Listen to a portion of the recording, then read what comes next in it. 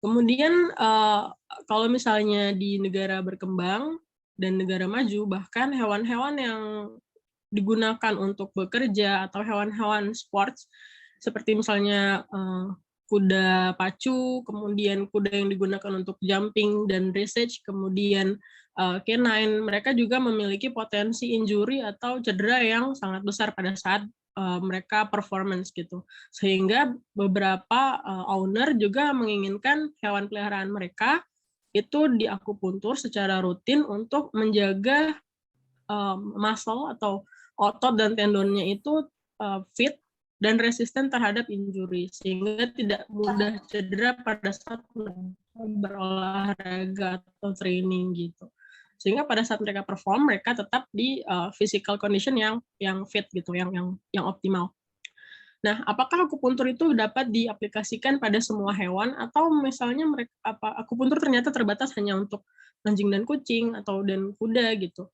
Nah, sebetulnya kalau misalnya teman-teman belajar di veterinary acupuncture, mereka mengcover semua hewan, hampir semua hewan. Seperti misalnya exotic animals pun juga masuk, kemudian farm animals, kemudian avian itu juga ada juga dipelajari di veterinary acupuncture. Sebagai contoh kasus yang ini adalah seekor kelinci berusia 1 tahun, dia mengalami kelemahan pada kaki belakangnya dan juga mengalami kesulitan defekasi dan urinasi. Sehingga owner-nya membawa ke klinik untuk dilakukan akupuntur. Kemudian yang ini adalah leopard. Ini juga tidak terprediksi akan datang karena klinik kita klinik hewan kecil, tapi ternyata yang datang anak macan gitu, anak macan tutul. Jadi dia berusia 7 bulan, terus kalau misalnya dari hasil ronsennya tulangnya patah di berbagai bagian dan itu menyulitkan untuk prosedur operasi karena operasinya akan sangat complicated, baik itu dari prosedur operasinya sendiri karena tulangnya hampir patah di semua bagian dan juga dari prosedur anestesinya. Kemudian yang ini adalah domba baru 1 bulan, tapi dia kesulitan berdiri. Harusnya pada usianya itu dia udah mulai belajar berdiri, udah mulai belajar makan, tapi dia berdiri pun bahkan tidak bisa sehingga dia membutuhkan bantuan untuk akupuntur dan fisioterapinya. Jadi tentunya akupuntur itu bisa digunakan untuk berbagai hewan. Sehingga ini modalitas yang sangat sangat besar sebetulnya bisa dimanfaatkan atau di-utilize di klinik teman-teman dimanapun kalian praktek gitu. Jadi kalau misalnya kalian praktek di hewan kecil, di kuda, di peternakan, di unggas gitu, itu bisa digunakan gitu. Selanjutnya bagaimana akupuntur itu bekerja? Karena kalau misalnya teman-teman tahu atau teman-teman ingat, akupuntur itu kan sudah ada ribuan tahun yang lalu gitu. Nah, bagaimana orang-orang zaman dahulu itu kok bisa sih mereka menemukan prosedur akupuntur ini gitu. Sampai kemudian dia berkembang ke akupuntur modern. Nah, apa sih bedanya ancient acupuncture dengan modern acupuncture gitu. Nah, kalau di ancient acupuncture mereka menggunakan pada Neolithic period atau zaman Neolitikum, mereka menggunakan needle-nya tuh dari batu. Jadi bisa kebayang itu batunya segede apa dan setajam apa. Nah, itu namanya Bianchi sebutnya. Gitu. Kemudian berkembang lagi di 1600 sampai 1100 before century di mana pada Shang Dynasty itu mulai dibentuk atau mulai dibuat jarum yang berasal dari bronze dan juga metal. Nah, ini teman-teman bisa lihat bentuknya itu sangat beragam, ukurannya pun juga sangat beragam, bahkan ada yang menyerupai pisau atau ada yang menyerupai seperti busur panah dan lain sebagainya. Kemudian hingga berkembang di akupuntur yang sekarang yang terbuat dari metal, kemudian dia itu single use. Kalau yang zaman Shang Dynasty mungkin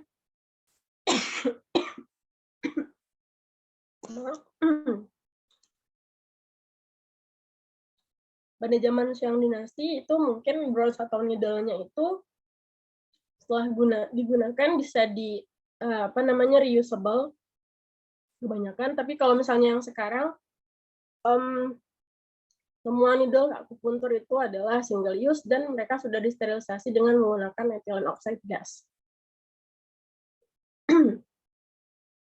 Jadi apa namanya, tentunya pasti menjadi sebuah pertanyaan gitu, bagaimana akupuntur yang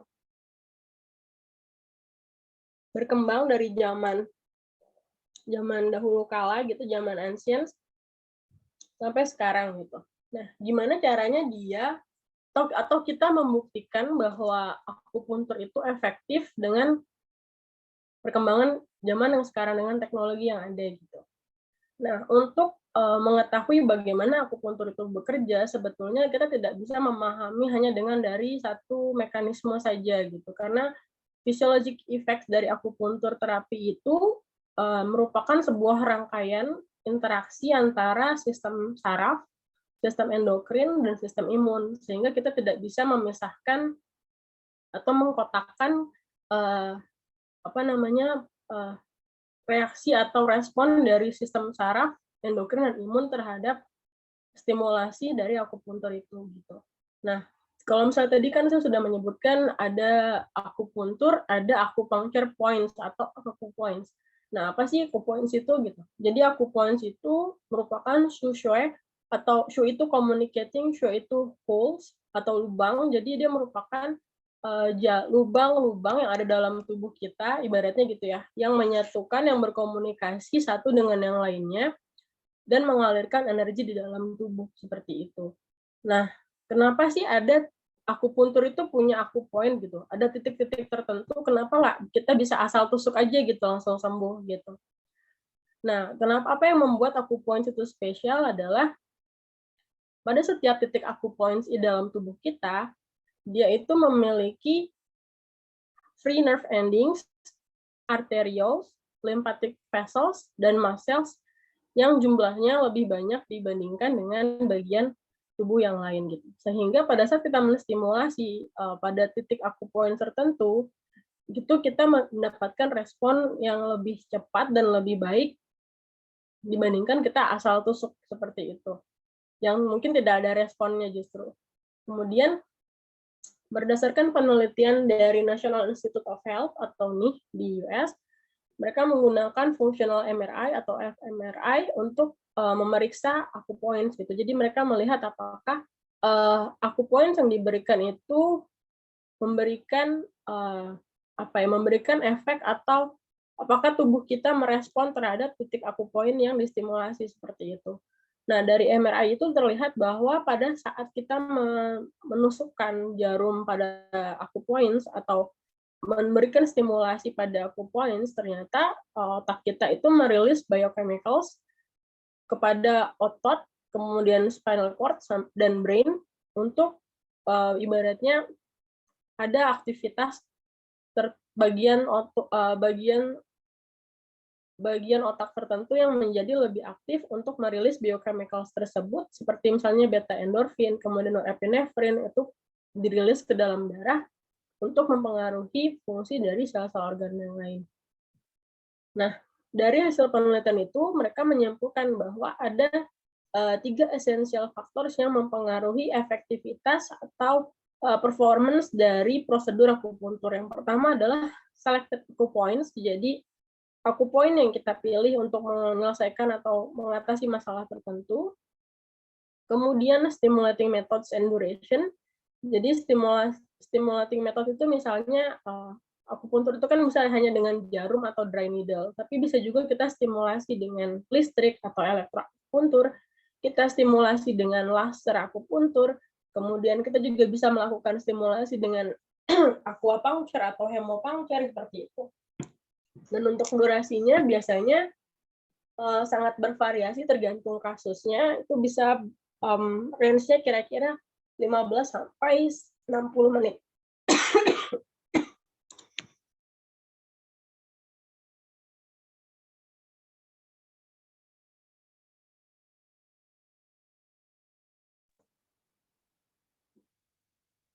Kemudian dan yang terakhir adalah therapeutic effects yang kita inginkan. Jadi kurang lebih kalau untuk membuat lebih sederhana, dari akupoint tersebut kita mendapatkan perubahan fisiologis yang terjadi di dalam tubuh. Nah, perubahan fisiologis itu menyebabkan adanya pelepasan beta endorfin dari otak. Ini contohnya misalnya kita melakukan stimulasi pada titik bladder 26 dan small intestine 9, itu kita mendapatkan efek pain relief gitu. Nah, selanjutnya ini juga bisa membantu otak untuk melepaskan norepinefrin untuk mengatasi kondisi shock. Lalu misalnya kita menstimulasi titik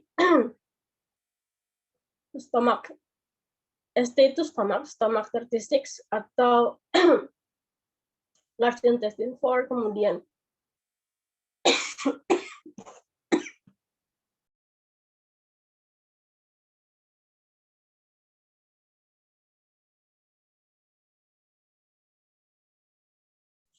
Dok Iki boleh minum dulu deh.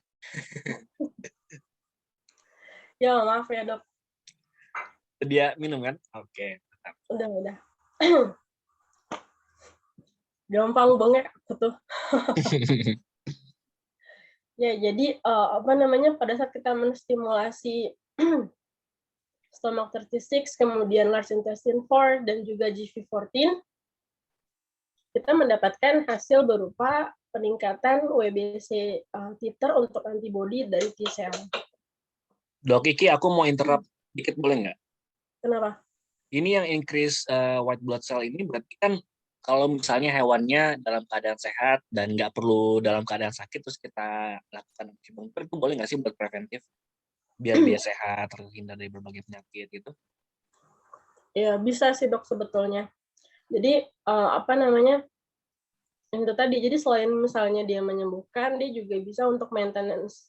Jadi untuk meng-keep performance tubuh kita supaya optimal, seperti itu. Ini banyak yang belum tahu nih, pet owners. Dan memang kebanyakan, soalnya kan akupuntur itu kalau misalnya di Indonesia, mereka lebih banyak, lebih banyak digunakan untuk nge-treat hewan-hewan yang sakit gitu dok. Jadi sebetulnya jarang sekali ada pet owner yang hewannya sehat terus mau ke dokter gitu. Biasanya kan kalau hewan yang sakit yang dibawa ke dokter. Oke, lanjut ya dok ya. Ya. Nah, gimana sih kita bisa belajar veterinary acupuncture gitu. Jadi untuk kategori dunia sendiri sebetulnya ada yang disebut sebagai World Association of Traditional Chinese Veterinary Medicine gitu. Ini websitenya aku cantumin di sini. Jadi WATCVM. Nah, mereka itu menerima atau meng-acknowledge lulusan atau CVA, Certified Veterinary Acupuncturist, dari yang pertama adalah IVAS. IVAS ini adalah International Veterinary Acupuncture Society gitu. Jadi mereka adalah salah satu lembaga belajar akupuntur veteriner yang paling tua kalau saya tidak salah ya, karena mereka berdiri tahun 1974. Kemudian yang kedua adalah Chi University, itu tadinya namanya Chi Institute of Chinese Medicine, sekarang berubah jadi Chi University karena mereka sekarang punya program untuk bachelor sama master juga, jadi makanya dari institut berubah ke university. Nah, Chi University ini tempat saya belajar dan mereka itu berdiri atau mulai membuka kelas pada tahun 98 gitu.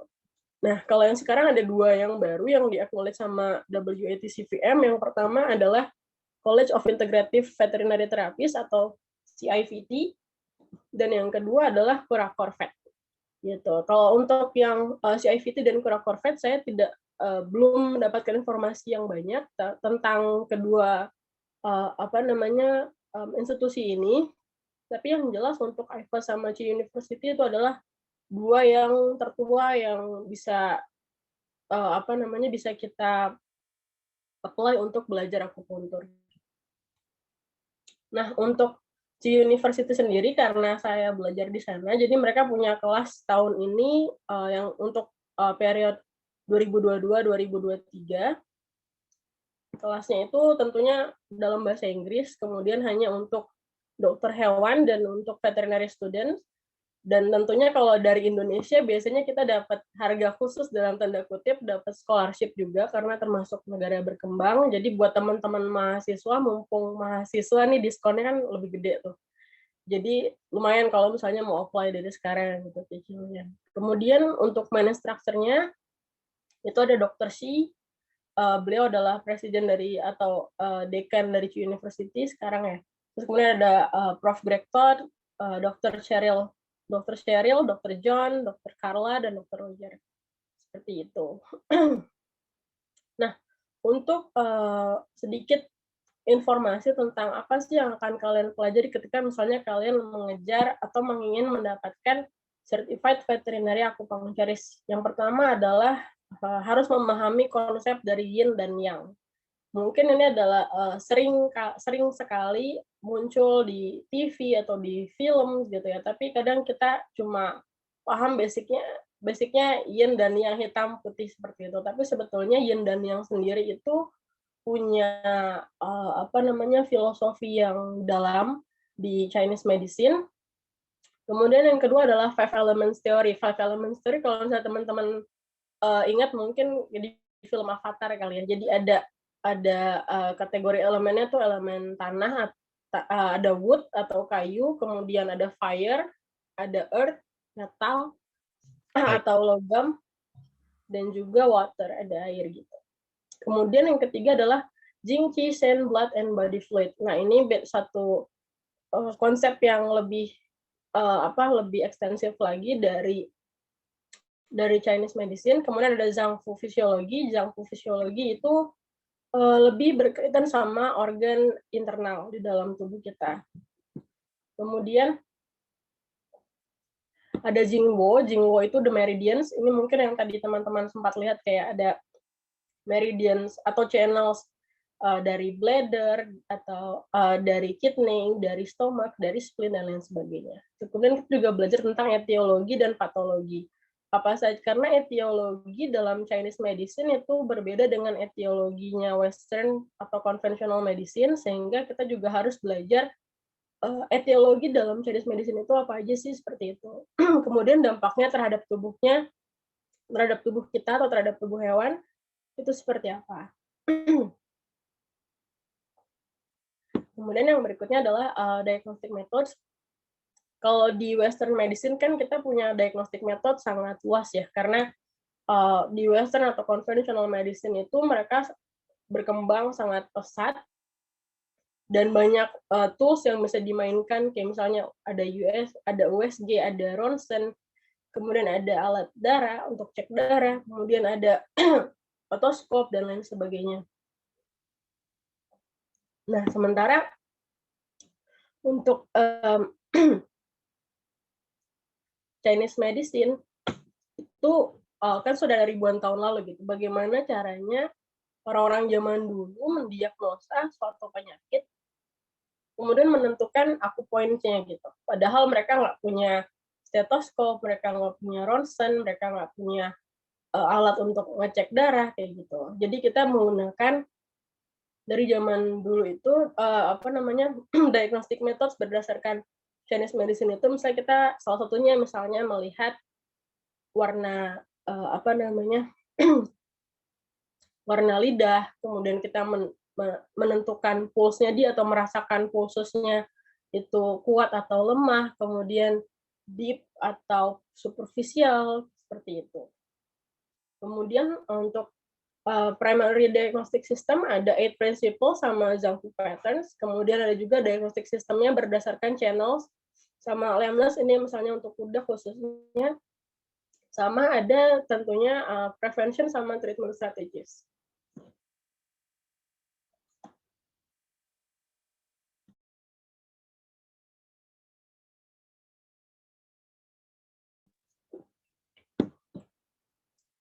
Kalau ini sekilas aja untuk misalnya teman-teman mau belajar untuk mendapatkan CVA di University. Jadi ini ada silabusnya untuk sesi 1, sesi 2, sesi 3, sesi 4, dan juga sesi 5 gitu. Sampai nanti di akhir akan ada CVA certification. Jadi untuk mendapatkan certified veterinary acupuncturist itu syaratnya adalah menyelesaikan semua sesi 1 sampai 5, kemudian dapat di setiap ujian itu mendapatkan skor minimal sekali 75%, kemudian nanti ada ujian akhirnya tertulis dan juga praktikum.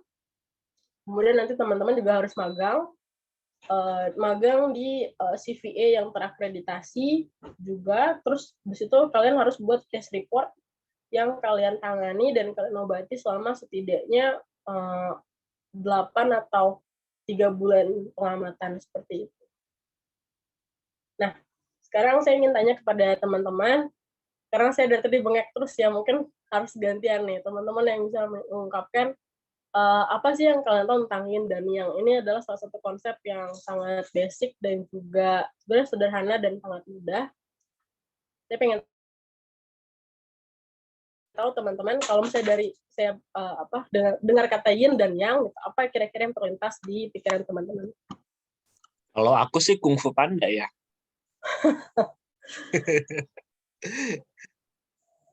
Wah, aku disuruh aku puntur sama Dok Hendrik biar nggak bengek. Konsep keseimbangan, oh ya, balance.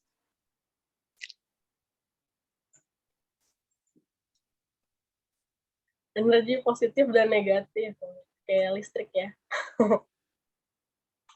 Panas dingin. Oh. Energi. Ya.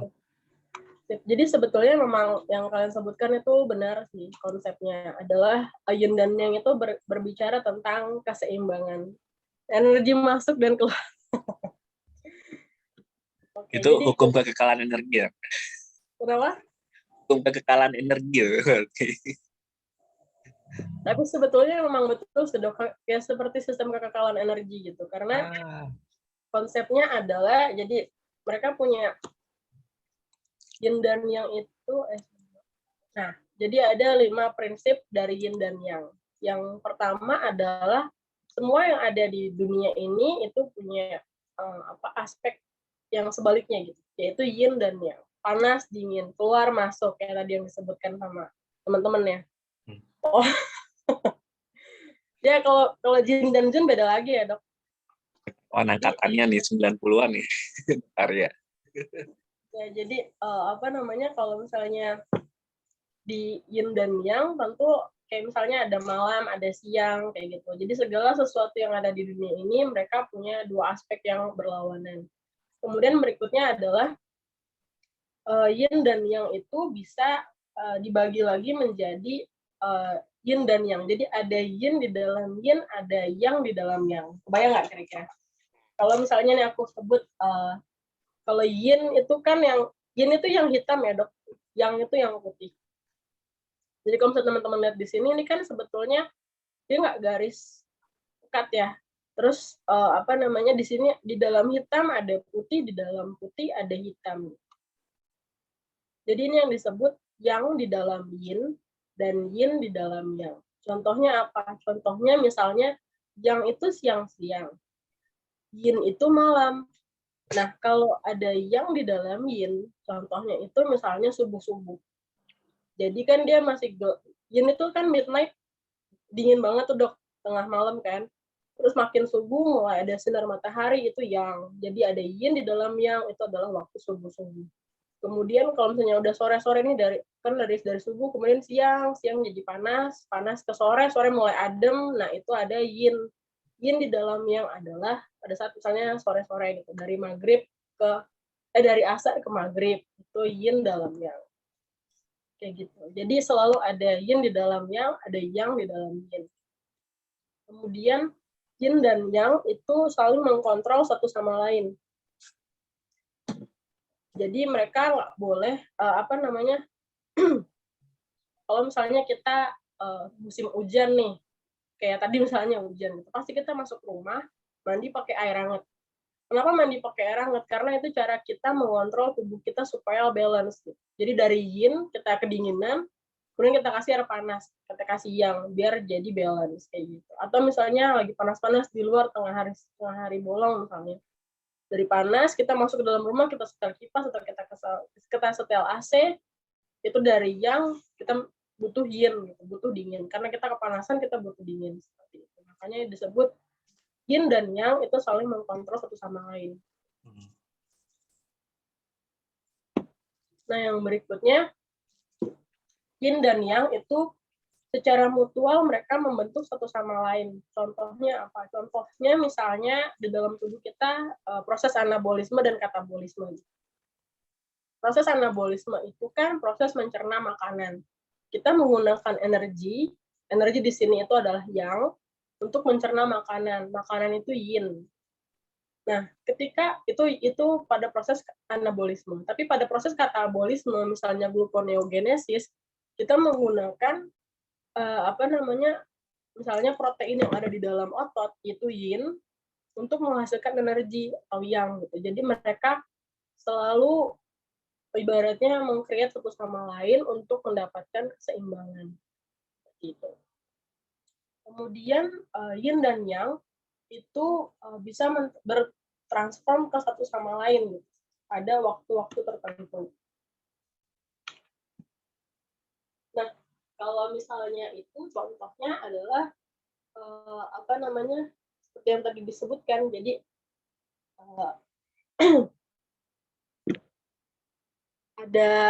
ada waktu subuh kayak tadi yin di dalam yang dan juga yang di dalam yin. Jadi ada waktu subuh dan juga ada waktu afternoon atau senja gitu ya.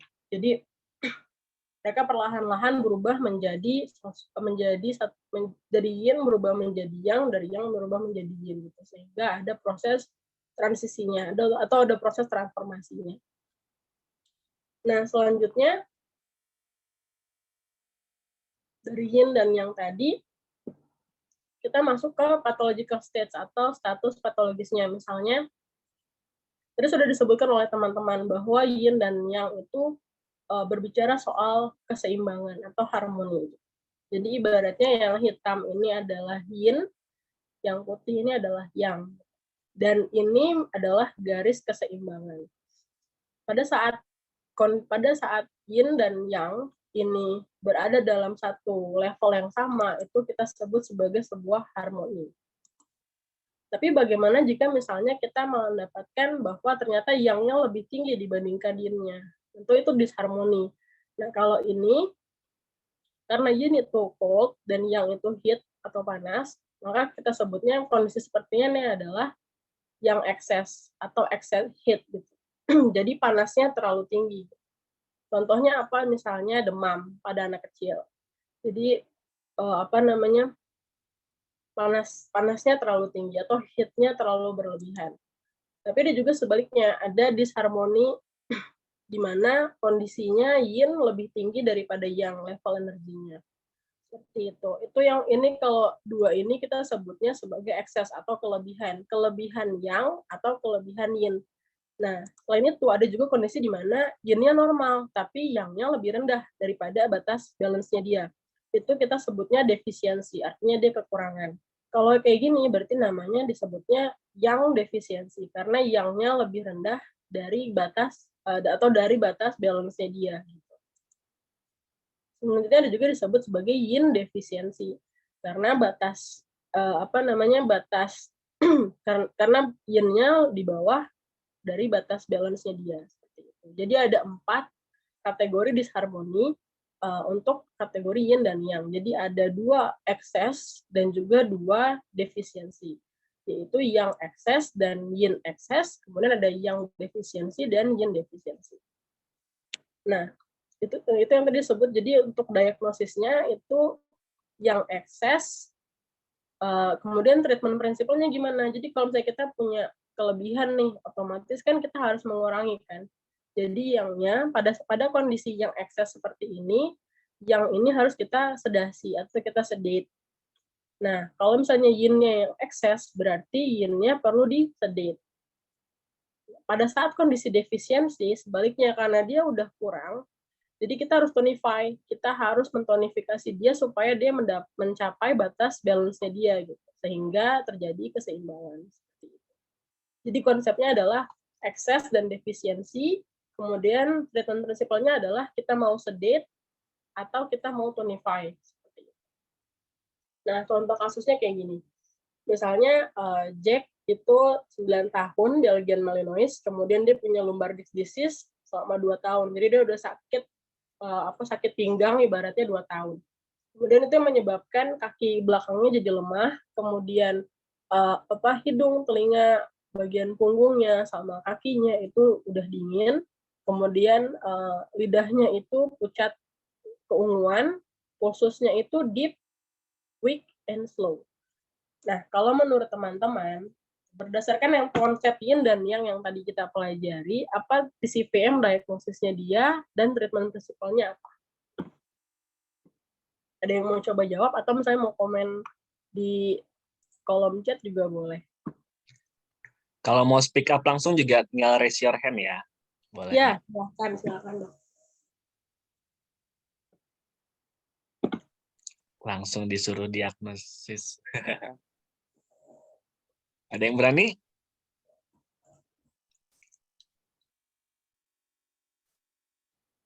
Yin deficiency.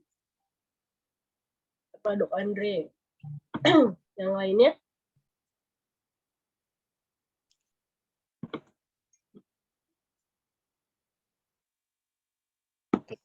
Ingat ya, yin itu dingin, yang itu panas. Ekses itu kelebihan, defisiensi itu kekurangan.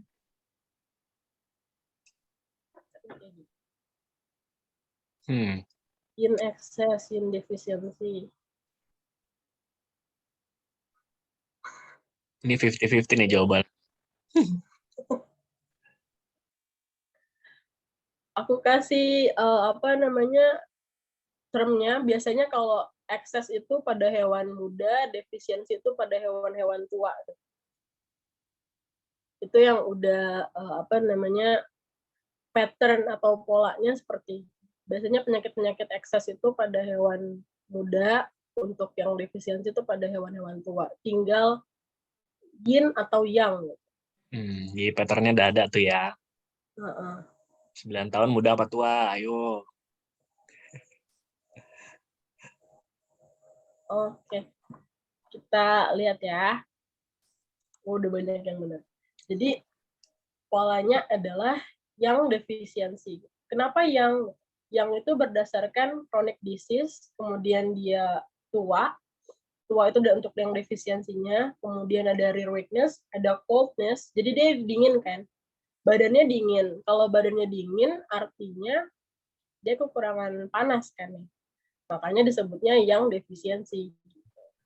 Jadi dia tuanya itu dari defisiensinya itu karena hewannya udah tua, yang itu karena badannya dingin, kemudian lidahnya purple pale, kemudian pulsusnya deep, weak, and slow. Itu tanda-tanda yang defisiensi. Yang defisiensinya di mana? Adanya di kidney. Kenapa kidney? Karena kidney itu responsible sama tulang. Dan disc atau pokoknya semua yang berkaitan sama tulang itu di metabolisme atau di dalam Chinese medicine-nya itu dikelola oleh kidney qi gitu. Jadi kalau misalnya ada misalnya dia IVD di segala macam itu pasti ada bermasalah sama salah satunya di kidney. Entah itu yang defisiensi, yin defisiensi, atau yang lainnya seperti itu. Jadi kalau misalnya untuk kasusnya Jack yang ini, dia adalah yang defisiensi di kidney. Kidney-nya kenapa? Karena ada lumbar disc disease-nya. Gitu ya Dok ya. Udah banyak yang benar. Tapi kalau yin itu apakah sudah pakem dia itu dingin Dok? Kenapa? Yin-nya itu apakah sudah pakem gitu ya, dingin, nggak bisa diganggu gugat? Yin, jadi ada yang kita sebut pola, ada kalau misalnya kita pelajarin pattern Dok, ada pola excess sama pola heat sama pola cold. Jadi kalau misalnya dia ibaratnya polanya adalah pola yang ada pola yang, ada pola yin.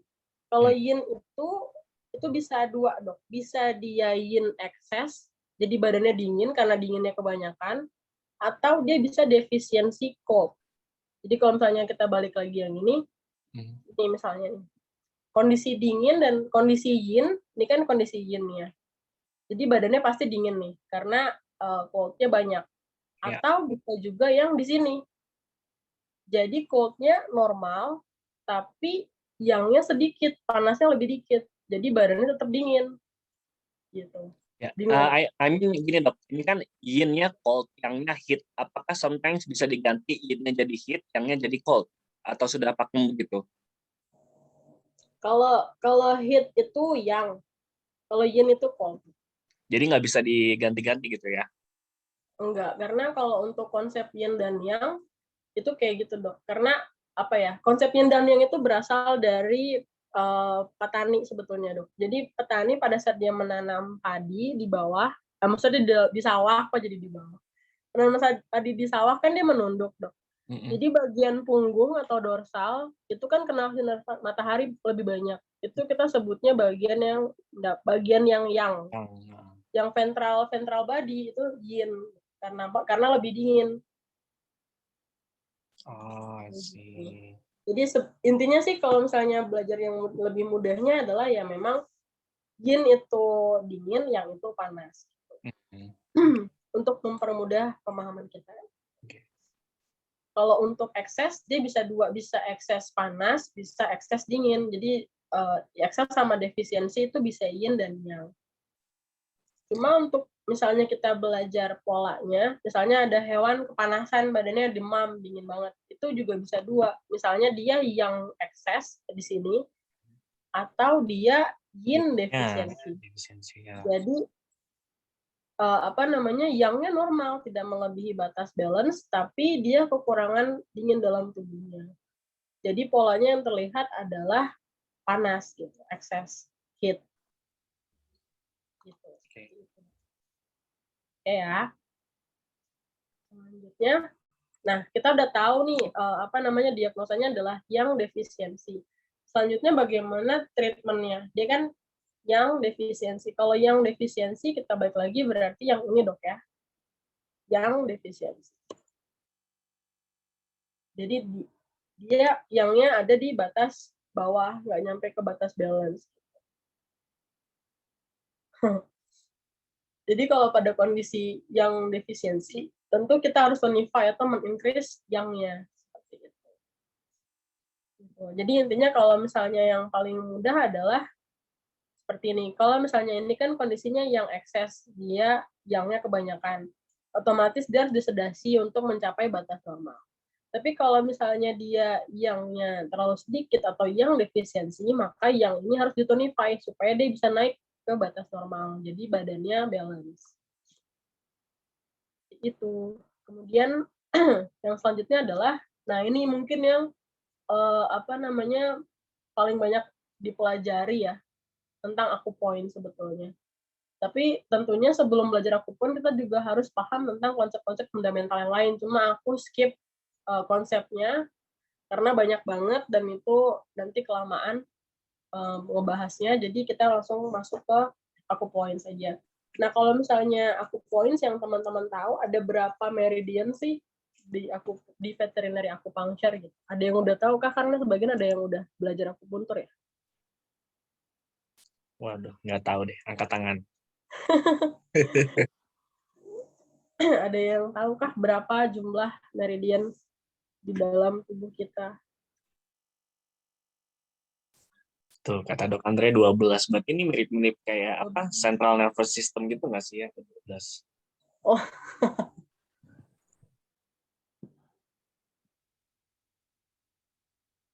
12. Yang lainnya ratusan. Ini kayak overtango Dok Hendrik ya. Iya. Titiknya ratusan, betul, titiknya ratusan. Tapi meridiansnya belasan kok, nggak nyampe ratusan. 14 meridiannya. Ya, dok siapa tadi dok? Dok Nur Fitriana Firsti. Oh, oke, wow. Kenal nggak? Lupa ingat tuh. Yang mana sih?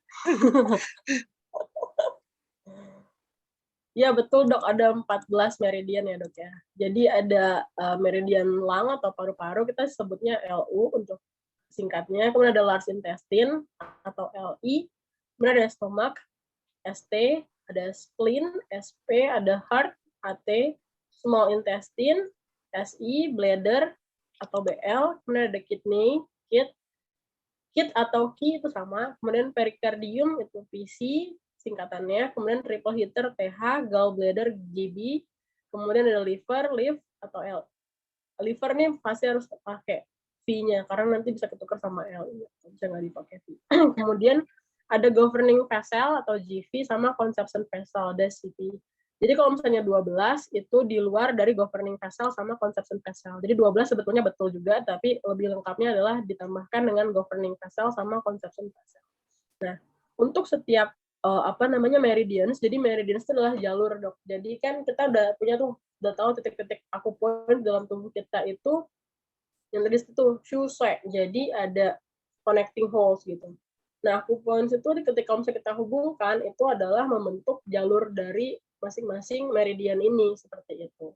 Nah, berapa sih jumlah titik untuk ibaratnya untuk meridiannya lung, large intestine, stomach dan lain sebagainya? Kita buka ya. Jadi untuk lung itu ada 11 titik acupoints untuk small animals ya.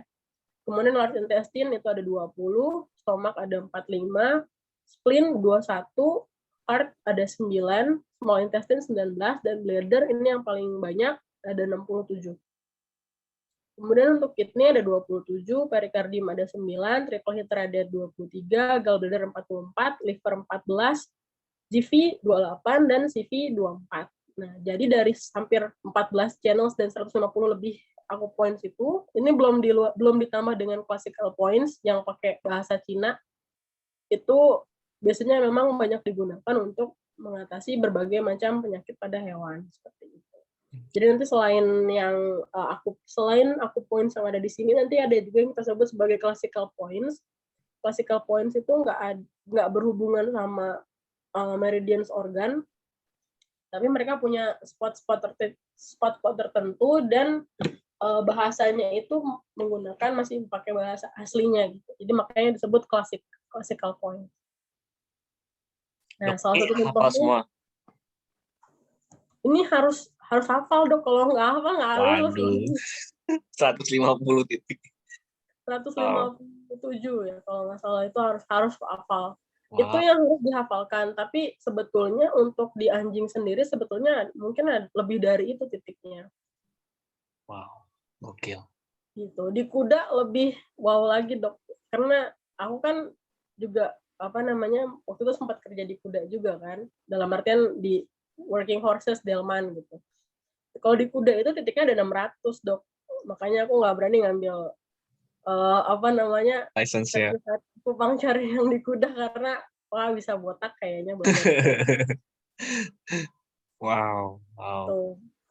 Terus kalau classical points di anjing itu ada 20, tapi di kuda ada 60. Jadi hampir 3 kali lipatnya ya daripada small animals. Karena kuda itu yang ibaratnya lebih banyak dieksplor pada zaman Cina dulu untuk akupuntur gitu. Karena kuda kan termasuk hewan mewah dan hewan kaisar gitu. Jadi ibaratnya memang akupuntur itu didevelop untuk men-treat hewan-hewan, maksudnya kuda-kuda kaisar yang habis perang biasanya kayak gitu.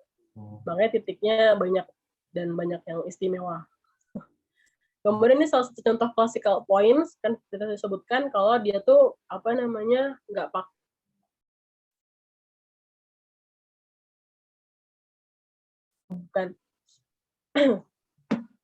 bukan organ channel, bukan meridian dari organ.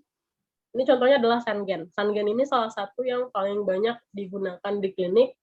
Kenapa? Karena biasanya dia ini yang aku merahin ini adalah fungsi utamanya yang paling signifikan ya. Yang paling banyak kita pakai biasanya untuk appetite stimulan. Jadi kalau misalnya ada hewan-hewan yang nggak mau makan, itu bisa ditusuk sama Sangen, Dok. Jadi Sangen itu posisinya adalah di dorsal midline dari hidung, di batas bagian yang ada rambut sama nggak ada rambutnya. Jadi ini kan nggak berambut, ini ada rambutnya. Jadi di dorsal midline-nya, terus dokter lihat di antara bagian yang berambut sama nggak ada rambut, terus di tengah-tengahnya itu adalah Sangen. Kayak gitu. Ya, untuk menaikkan nafsu makan, betul. Kemudian ini adalah PC6. PC6 itu adalah master point dari dada dan juga cranial abdomen atau abdomen bagian depan, misalnya stomach gitu ya. Dan biasanya banyak dipakai untuk mengatasi atau mencegah muntah gitu. Nah, ini letaknya ibaratnya ada di transfer crease dari tulang karpus, itu ada di groove di antara flexor carpi radialis dan superficial digital flexor muscles. Ini letaknya di interosseous space tuh. Jadi harus belajar anatomi, Dok. Nggak boleh lupa ini anatominya. Karena anatomi baik itu tulang, kemudian aksesoris tulang, kayak misalnya gitu trochanter, terus ada fabella dan lain sebagainya, terus nggak boleh, harus hafal, nggak boleh lupa. Jadi harus belajar lagi anatominya. Terus ada selain anatomi tulang, harus belajar anatomi otot. Kayak gitu, Dok. Jadi ini letaknya di interosseous space. Jadi di antara, saya ulang, Dok, ya, di antara flexor carpi radialis dan superficial digital flexor muscles. Gitu. Nah, ini fungsinya untuk untuk hewan-hewan yang mengalami muntah, kemudian anxiety, insomnia, sakit kepala, dan lain sebagainya. Tapi yang saya merahin ini yang paling banyak dipakai, dan ini lebih sangat umum digunakan di klinik. Kemudian yang selanjutnya adalah GV1 atau Governing Vessel 1 atau Houhei atau Changqiang ya. Ini mungkin nanti Dok Emi bisa mengkoreksi pronunciation-nya ya, karena saya tidak pandai membaca tulisan Cina ini. Kemudian indikasinya adalah biasanya untuk diare sama konstipasi, Dok. Dan ini letaknya sangat mudah. Jadi dokter angkat ekornya itu di antara tail base sama anus, di tengah-tengahnya, Dok. Di tengah-tengah di antara tail base atau batas ekornya sama anusnya dia. Nah, ini adalah tiga titik yang paling mudah. Salah tiga yang paling mudah gitu, Dok, ya. Untuk yang ibaratnya yang banyak digunakan di klinik. Sebetulnya sih banyak banget titiknya, tapi nggak mungkin saya sampaikan di sini semua, karena kalau saya mau nanti bisa ikut course-nya aja gitu ya.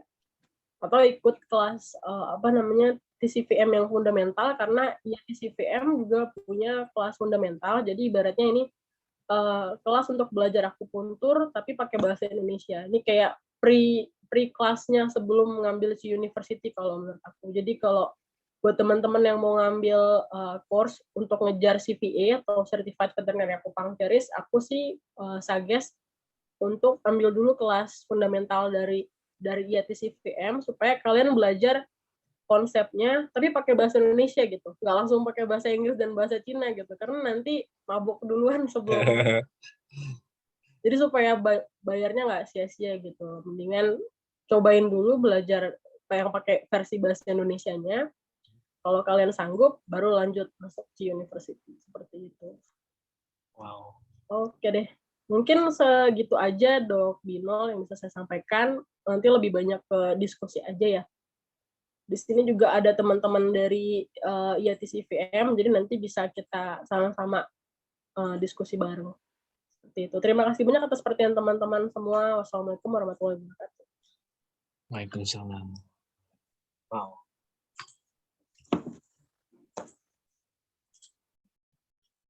Dok Afdi, bisa bergabung? Ini katanya lagi nidurin anaknya nih ya, lagi mau boboin ya. Oke, bagi rekan-rekan yang ingin bertanya, silakan ditanyakan di kolom chat ya. Kalau mau nanya langsung juga boleh. Silakan tinggal langsung raise your hand. Oke, mungkin Dok Iki, halo.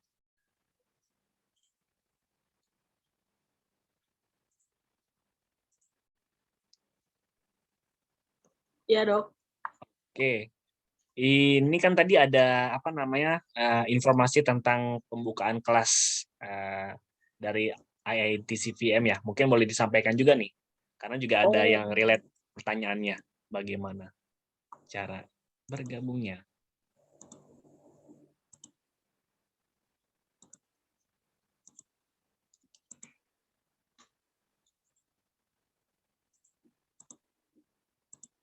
Di mana bisa belajar lebih lanjut ya? Tuh banyak yang tanya tuh. Iya, Dok. Jadi kalau misalnya untuk yang kelas fundamental dari dari IATCPM, kalian bisa follow aja IG-nya IATCPM karena biasanya informasinya selalu diupdate di sana gitu, Dok. Jadi tadi yang cek di Instagramnya @IATCPM kayak gitu, Dok. Kemudian untuk yang kalau misalnya teman-teman langsung ngapain belajar pakai bahasa Indonesia dulu, aku udah jago bahasa Inggris sama bahasa Cina udah bisa gitu. Jadi langsung aja masuk C University. Nah, untuk yang kelas 2002-2023 itu udah running, Dok. Jadi masih kalau misalnya mau berarti masih bisa udah open untuk registrasinya. Jadi ini untuk course date sama location-nya. Jadi yang per sesi 1 itu online, itu dari Mei sampai Juli, kemudian sesi 2-nya itu onsite nanti biasanya di Bali ya kalau sesi 2 itu. Kemudian sesi 3-nya online lagi, sesi 4-nya baru onsite lagi di Bogor. Kalau nggak di Bogor, di Jakarta sih biasanya. Nah, yang sesi 5 itu di Jogja. Jadi Bali, Jakarta, Jogja itu adalah 3 tempat onsite-nya untuk Praktikum kelas ya. untuk praktikum dan untuk diskusi gitu. Jadi nanti dosen-dosennya akan datang ke Indonesia dan biasanya teman-temannya nggak hanya dari Indonesia karena ini kan bisa dibilang kelas internasional, Dok. Jadi nanti teman-teman dari yang ambil course di US, di Taiwan, di Korea, di Thailand, mereka bisa datang ke sini gitu. Jadi nanti bisa sekelas sama banyak orang. Begitupun kalau misalnya kita pun juga bisa ngambil kelas di tempat lain. Kayak misalnya kita mau ngambil, oke nih sesi 1-2 aku di Indonesia, gitu. Tapi nanti 3-4-nya aku mau ngambil di Korea. Itu juga bisa. Dari sesi 1 ke 2 apa ada ujiannya atau langsung aja atau di akhir aja di sesi 5? Ujiannya semua online, Dok. Enggak, maksudnya Sesi 1 sampai per online. sesi atau diakhirkan semua di sesi 5? Per sesi, Dok. Per Per sesi sesi. ada. Jadi sesi 1 ada ujiannya, sesi 2 ada ujiannya, 3, 4 ada ujiannya. Nah, yang sesi 5 itu ujiannya onsite. Oh, oke. Jadi nanti ujiannya kalau yang sesi 5 itu onsite, terus ada tertulis 200 soal, pakai bahasa Inggris pasti, tapi pilihan ganda sih. Sama nanti ada praktikumnya. Praktikumnya itu kayak menyebutkan titik sama fungsinya apa, tapi pakai bahasa Inggris juga. Jadi ya harus belajar kalau yang ini. Nah, Karena misal harganya lumayan, Dok. Jadi iya. kalau sampai nggak lulus bisa nangis darah ini. Dari Sayang 20 habis. jutaan ya. Oke, Iya. misalnya nih sesi 1 nih, Dok, dari Mei 31 hingga 31 Juli itu berapa kali tuh kelas online-nya? Dan berapa jam kira-kira per kelas? Bisa diakses kapan aja sebetulnya, Dok. Jadi kita bisa masuk ke sistemnya mereka untuk akses course-nya. Oh, jadi udah recorded gitu ya? Jadi mereka maksudnya kita bisa, mereka punya checklist-nya kayak misalnya kamu udah dari sesi 1 ada beberapa topik gitu. Nanti mereka kalau misalnya kamu udah belajar atau kamu udah nonton, mereka akan ada checklist-nya, jadi otomatis ke checklist kayak gitu. Dan nggak bisa di-skip-skip ya nontonnya ya? Skip bisa, kecentang semua, tapi nanti nggak ngerti sih. Tapi aku juga termasuk yang skip-skip, yang penting checklist. Oke. Tapi nanti berarti harus ngejar banget di ujian, pas mau ujiannya, Dok, kalau kayak gitu. Sistem SKS. Iya, betul. Bisa SKS kalau kuat mah, bisa aja.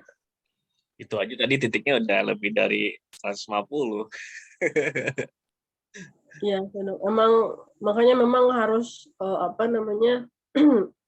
bisa dibilang harus fokus banget sih belajarnya kalau misalnya emang mau ngejar setahun ya, karena kan ini sebenarnya programnya 1 tahun nih. Dari Mei 2002 sampai Februari 2023 gitu. Kalau kuat. Tapi kalau misalnya nih sesi 2 oke deh, terus nanti sesi 3-nya mau di-skip dulu gitu. Karena kayaknya otaknya nggak kuat kayak aku gitu kan, otaknya nggak kuat. Jadi aku skip setahun terus baru ngambil sesi 3, skip lagi, ngambil lagi kayak gitu, Dok. Itu juga boleh sih. Karena memang kemarin pada saat ngambil course ini kan aku sambil sekolah, jadi agak berat kalau untuk mendalami semuanya bersama gitu. Ya, fokusnya kemana Lalu dulu? Yang bertanya sudah lumayan banyak ya. Iya. Ini kayaknya kita sampai sahur deh. Jangan dok. Oke, selebarannya ada lagi yang mau di-share, Dok? Kiki? Udah Kayaknya sih tadi, paling aja kayak sih tadi dok. di WhatsApp ngasih 3 deh. Oh yang 2 lagi sih formulirnya sih dok. Formulir kalau Oh, oke. teman mau ngambil beasiswa ya, mau ngajuin beasiswa. Gitu. Jadi beasiswanya ada yang untuk dokter hewan, ada yang untuk mahasiswa. Gitu. Oke. Ini nanti kita mohon izin di-share juga apa namanya lampiran-lampiran ini ke email para pendaftar ya, boleh ya? Ya boleh silahkan dok di-share aja nggak apa-apa. Jadi yang sudah registrasi nanti kita akan kirimkan seluruh selebaran ini ya, termasuk formulirnya biar bisa dibaca-baca lebih. Karena apa ya, mumpung Indonesia masih masuknya kategori masih dikategorikan negara berkembang, jadi dapat diskon dok. Karena kalau masuk ke international class, harganya lumayan sih. Bisa 2 kali lipat lebih? Sih. Diskonnya itu bisa 250 per sesinya, jadi cukup lumayan lah. Oke, siap. Thank you Dok Kiki. Ini bagi yang bertanya ya bagaimana cara bergabung kelasnya. Tapi ini belum termasuk yang fundamental ya Dok Kiki ya. Ini kayaknya tadi yang bertanya yang fundamental kelas deh. Kalau Itu yang fundamental kelas itu dari IATCVM ITCPM. dok. Jadi dari kita sendiri. Kalau maksudnya dari Indonesia gitu, dari Indonesian Association of Traditional Chinese Veterinary Medicine gitu. Ada agenda Jadi beda sama terdekatnya kelas kapan? yang ini. Itu biasanya nanti diupdate sih dok. Saya kurang update kalau terkait itu. Biasanya Dok Zita mungkin lebih tahu ya. Dok Zita kan ada di sini. Oh iya, boleh. Dok Zita mungkin kalau sudah ada jadwal terdekat untuk kelas fundamentalnya boleh nih di-share nih. Bisa langsung unmute aja. Hai semuanya. Tuh, Dok Zita. Aduh, nggak ada foto juga aku. Iya, jadi kita ada kelas TCVM fundamental. Sebenarnya lagi on, tapi actually kita kombinasi antara recording sama Zoom question and answer gitu. Jadi sistemnya kita ngasih kayak kelas C internasional. Jadi kita kasih bahannya lewat recording. Kemudian nanti di akhir bulan kita mengadakan Zoom untuk Q&A kalau misalnya ada pertanyaan terkait materi-materi sebelumnya gitu. Terus ini sih berlangsung sampai bulan Mei ini. Jadi kalau misalnya mau daftar sekarang juga masih bisa. Nanti bisa langsung kontak aja ke DM Instagram. Nanti saya langsung konfirmasi gimana caranya untuk daftar gitu. Boleh dibisikin nggak harganya dok? Harganya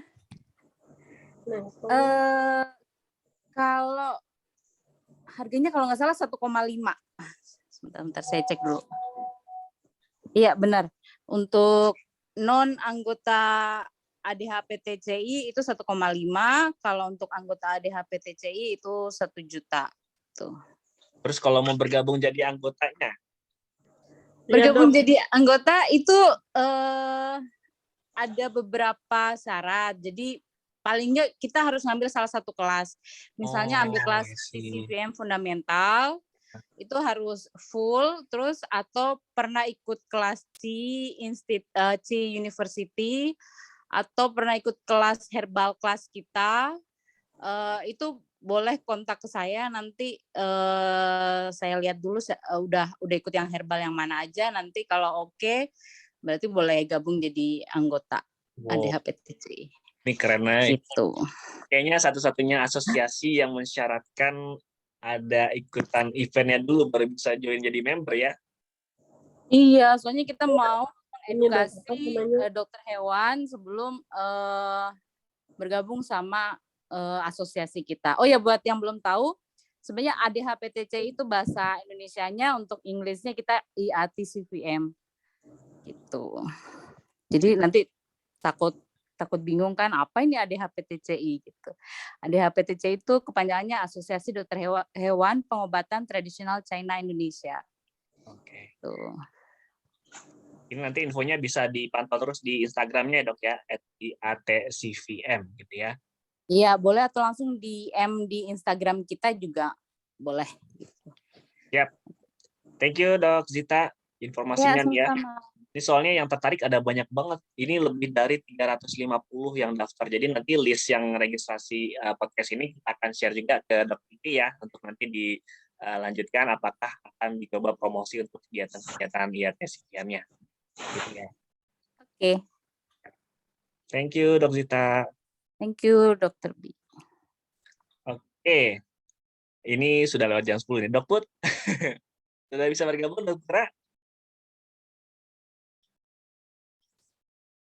Halo. Oke. Assalamualaikum warahmatullahi wabarakatuh. Sudah Selamat malam semua. Malam Dok. Sudah di-collect nih pertanyaannya Dok? Udah. Oke, mungkin Kita ringkas tinggal saja mulai kali ya. aja. Siap. Monggo Dok Putra. Oke, baik. Assalamualaikum warahmatullahi wabarakatuh. Terima kasih kepada kolega yang udah bertanya. Di sini kita ada 10 pertanyaan Dok ya. Jadi nanti bisa dijawab satu persatu aja. Dan kalau misalkan ada pertanyaan yang dirasa sudah mengulang pertanyaan sebelumnya, itu aja Dok, dikasih tahu dan kita bisa skip ya Dok ya. Oke, saya izin share screen. Oke, ini pertanyaan pertama dari Dok Hendrik. Bagaimana caranya kita tahu kalau tusukan kita itu udah pas Dok? Silakan Dok. Ya, oke. Terima kasih atas pertanyaannya, Dok. Biasanya kalau misalnya tusukannya, pertama gini, jadi points itu biasanya kisi-kisinya adalah dia terletak di sebuah legok. Jadi entah itu di interosseous space atau misalnya ada di antara otot atau di antara tendon. Jadi biasanya point itu letaknya ada di dalam legok. Jadi dokter yang paling gampang adalah palpasi, kemudian menemukan legok, terus tahu itu titik apa. Nah, berarti benar di situ gitu. Terus kemudian gimana caranya kita tahu itu udah ketusuk benar poinnya atau enggak gitu. Biasanya ada the chi sensation. Jadi ada sensasi ketika kita menusukkan jarum ke points. Entah itu ototnya bergetar atau ada muscle twitching. Seperti itu biasanya. Tidak selalu, tapi biasanya ada. Hewannya akan merespon. Itu yang disebut sebagai the chi sensation. Kayak gitu, Dok. Ini mungkin